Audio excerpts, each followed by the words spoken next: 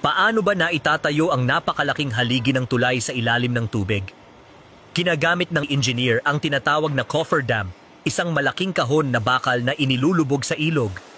Kapag naisara na pinapabuga ang tubig sa loob, kaya nagiging tuyo ang gitna ng ilog. Diyan sila naghuhukay, nagbubuhos ng semento at itinataas ang haligi hanggang makumpleto at matapos.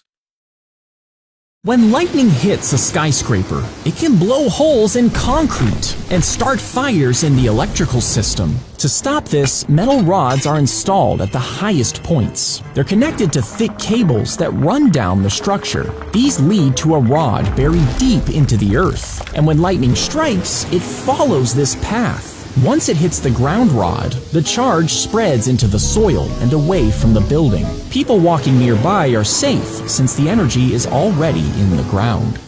Welcome to the municipality of Cordova. Is known for its coastal resorts, marine activities like diving and island hopping, and its significant mangrove forest and the accessible Deas Boardwalk.